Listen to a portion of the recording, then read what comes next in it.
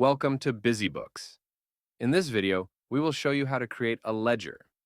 Ledger is the principal book of accounts. All accounting transactions are recorded in the ledger.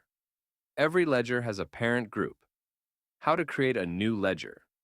To begin, head to Ledgers under the Masters tab. Now click on New Ledger.